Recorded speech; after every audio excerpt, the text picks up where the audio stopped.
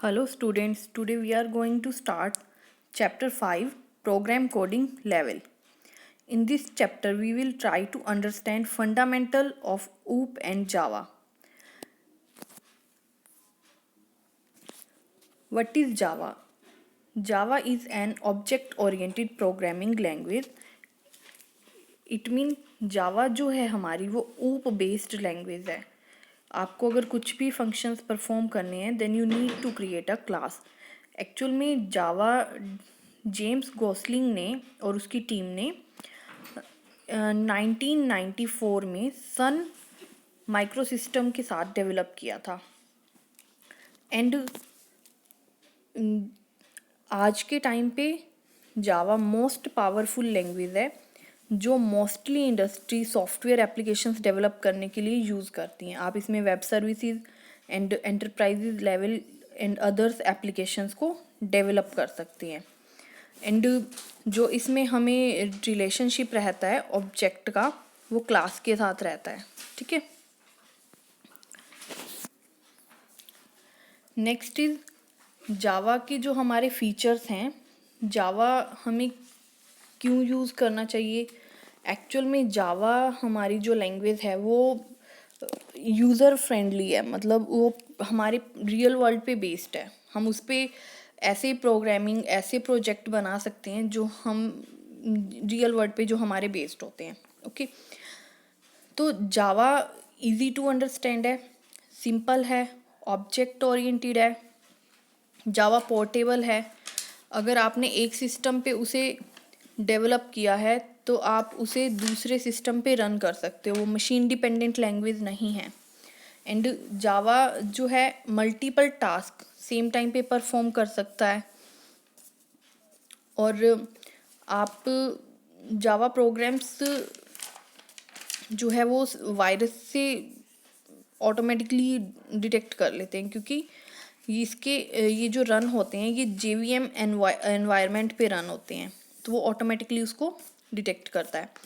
जावा programmes run faster होते हैं because जब हम जावा में कोई प्रोग्राम डेवलप करते हैं तो उसे कंपाइल किया जाता है बाइट कोड में और बाइट कोड उसका JVM इंटरप्रेटर पर रन होता है तो वो क्विकली रन हो जाता है. उसकी स्पीड इंक्रीज हो जाती है. Next is what is compiler and interpreter. Compiler क्या होता है और इंटरप्रेटर क्या होता है. एक्चुअल में कई लैंग्वेज सिर्फ एक ही कन्वर्टर को यूज़ करती हैं, ट्रांसलेटर को यूज़ करती हैं, या तो कंपाइलर को या फिर इंटरप्रेटर को. ओके. बट जावा क्या है, जावा दोनों को यूज़ करता है. जैसे कि हमें पहले ही पता है कि एक ट्रांसलेटर जो होता है वो प्रोग्राम को कन्वर्ट करता है मशीन लैंग्वेज में, कंप्यूटर के एग्जीक्यूटेबल फॉर्म में. ठीक है. तो अब जावा इंटरप्रेटर भी वही काम करता है और कंपाइलर भी वही काम करता है. बट जावा के लिए क्या होता है कि जब हम कोई प्रोग्राम राइट करते हैं तो वो फर्स्ट कंपाइल होता है जो उस फॉर्म में कन्वर्ट होता है जो इंटरप्रेटर समझ ले, जो इंटरप्रेटर के रीडेबल फॉर्म में हो. और फिर वो इंटरप्रेटर फर्दर उसे मशीन लैंग्वेज में कन्वर्ट कर देता है. तो जो सोर्स कोड है दैट इज़ जो हमारी जावा फाइल होती है वो डॉट जावा एक्सटेंशन के साथ सेव होगा. And after conversion byte code file with extension dot class. तो इससे क्या होता है कि हमारी जो जावा के प्रोग्राम हम लोग बनाते हैं उसकी स्पीड रनिंग स्पीड फास्ट हो जाती है. ऊप कॉन्सेप्ट ऑब्जेक्ट ओरिएंटेड प्रोग्रामिंग है तो उसके कुछ फीचर्स हैं जो हम यहाँ पर एक्सप्लेन करेंगे. First is object. अगर हम अपने आसपास देखते हैं तो आई थिंक हर एक चीज़ ऑब्जेक्ट है. ओके. हमारे हाथ में पेन है, पेपर है, ऑब्जेक्ट है. ऑब्जेक्ट होता क्या है, जिसकी कुछ अपनी प्रॉपर्टीज़ होती हैं और वो कुछ बिहेव करता है. फॉर एग्ज़ाम्पल अगर हम किसी व्हीकल को लेते हैं तो व्हीकल की क्या प्रॉपर्टीज़ हो जाती हैं, जैसे रजिस्ट्रेशन नंबर है, फ्यूल है, कलर है, मॉडल है, ये सब उसकी प्रॉपर्टीज़ हो गई. और व्हीकल खुद से क्या है, एक ऑब्जेक्ट है. ठीक है. तो बिहेव क्या करेगा, अगर हम व्हीकल को स्टार्ट करेंगे तो वो हमें सर्विस देगा. अगर स्टार्ट नहीं करते, अगर सपोज फ्यूल नहीं है उसमें तो वो स्टार्ट भी नहीं होगा, ठीक है, तो वो उसका बिहेवियर हो गया। Next is class. Class define the properties and behaviour of the object. जो क्लास है वो डिफाइन करता है एक ऑब्जेक्ट के बिहेवियर और उसकी प्रॉपर्टीज को। अगर एक ही क्लास का हमने more than one object create कर दिए then all objects have same properties and behaviour, ठीक है। अगर हम व्हीकल की बात करें तो व्हीकल में हम कुछ भी कैटेगरी का लें, सपोज मैंने 2 व्हीलर लिया, 3 व्हीलर लिया, 4 व्हीलर लिया, तो प्रॉपर्टी सबकी सेम रहेंगी ना। उसका रजिस्ट्रेशन नंबर रहेगा, फ्यूल रहेगा, कोई भी कलर रहेगा, मॉडल रहेगा। अगर किसी भी व्हीकल में फ्यूल नहीं है तो वो हमें सर्विस प्रोवाइड नहीं करेगा, सबका बिहेवियर भी सेम हो जाएगा। Next is encapsulation. Encapsulation and data abstraction दोनों हम पैरेलल कर लेंगे। एक्चुअल में डाटा एब्स्ट्रैक्शन और एनकैप्सुलेशन क्या होता है, जो सर्विस हम किसी को प्रोवाइड कर रहे हैं, ठीक है, और जो हम हाइड करना चाहते हैं उसे हम डाटा एब्स्ट्रैक्शन बोलते हैं। सपोज मेरे पास कुछ फीचर्स हैं या सिस्टम के कुछ फीचर हैं जो एक लिमिटेड से हम शो करना चाहते हैं, बाकी सब कुछ हाइड करना चाहते हैं। फॉर एग्जांपल इंटरनल डिटेल हमें हाइड करना है, ठीक है, जो नेसेसरी है सिर्फ वही शो रहेगा, उसे बोलते हैं एब्स्ट्रैक्शन। एंड एनकैप्सुलेशन क्या होता है, जब हम डाटा और फंक्शंस को सिंगल यूनिट में रैप कर देते हैं तो उसे हम एनकैप्सुलेशन बोलते हैं, ठीक है। फॉर एग्जांपल अगर मुझे डाटा और फंक्शंस को जो मेरा है उसे मैंने एक ही यूनिट में क्लास में रैप कर दिया तो वो एनकैप्सुलेशन हो गया। Next is inheritance.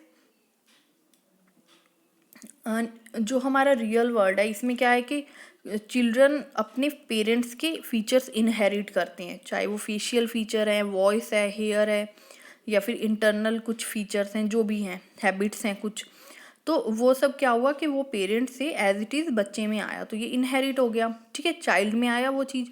तो अब सेम अगर हमने एक क्लास क्रिएट किया और उसके फीचर हम दूसरी क्लास में ऐड कर रहे हैं तो एक क्लास ने दूसरे को अपने फीचर दे दिए, तो वो इनहेरिटेंस हो गया, ठीक है।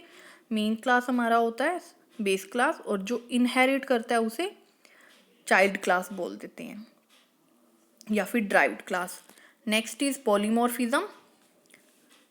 पॉलीमॉर्फिज्म जो वर्ड है 2 पार्ट्स को कंटेन करता है, एक poly means many and morphs means form. जब एक ऑब्जेक्ट हम उसे डिफरेंट तरीके से बिहेव करवाना चाहते हैं तो हम उसे पॉलीमॉर्फिज्म बोलते हैं, ठीक है। फॉर एग्जांपल मैंने अगर एक प्रिंटर लिया तो प्रिंटर ने अगर प्रिंट आउट देना है तो हम उससे डिफरेंट टाइप के पेपर पे प्रिंट आउट निकलवा सकते हैं, ठीक है। तो वो उसका बिहेव वहाँ पर क्या हुआ कि हमने उससे अलग अलग टाइप के पेपर्स पे वर्क करवा लिया, ठीक है, तो ये आ जाएगा हमारा polymorphism. Next is data types. जैसे बाकी सब लैंग्वेजेस डाटा टाइप कंटेन करते हैं, सेम वैसा ही डाटा टाइप का सेट जावा के पास भी होता है। जावा में 2 कैटेगरीज में डिवाइड किया है, primitive and non primitive. Primitive जो बिल्ट इन है, नॉन प्रिमिटिव जो हमें क्रिएट करना पड़ता है।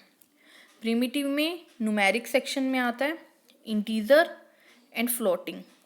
इंटीजर नंबर्स कौन से होते हैं, जो आप विदाउट फ्रैक्शनल पार्ट लेते हो, और फ्लोटिंग नंबर जो आप फ्रैक्शनल वैल्यू के साथ लेते हो, जो डेसिमल पॉइंट के साथ वैल्यूज रहती हैं, ओके। इंटीजर में आता है byte, short, integer and long. जो बाइट है वो हमारा 1 बाइट के स्पेस को लेता है, एंड जो शॉर्ट है वो 2 बाइट्स के, इंटीजर 4 बाइट के, और लॉन्ग 8 बाइट्स के स्पेस को कंटेन करता है। एंड जो फ्लोट और डबल रहता है, फ्लोट हमारा 4 बाइट्स के स्पेस को ऑक्यूपाई करता है, स्टोर करता है, एंड डबल हमारा 8 बाइट्स को लेता है। एंड बुलियन हमारा 1 स्पेस जो नॉन न्यूमेरिक है, Boolean 1 byte and character also 1 byte, okay. Non primitive में आता है हमारा string, arrays and user defined classes. String हमारी नॉन प्रिमिटिव है, जो बिल्ट इन कैरेक्टर सेट में नहीं, जो डाटा टाइप के सेट में नहीं मिलता है, ठीक है। अगर आपको एक सेम टाइप की इंफॉर्मेशन फीड करवानी है तो आप वो यहाँ पर ले सकते हैं, ठीक है। सीक्वेंस ऑफ लेटर्स, उन्हें हम स्ट्रिंग बोलते हैं। अगर आपको वैसा कुछ इन्फॉर्मेशन देना है तो आप स्ट्रिंग यूज़ करते हैं। एरे, जब आपको सेम टाइप की वैल्यूज़ को स्टोर करवाना है तो एरे डिक्लेयर करती है।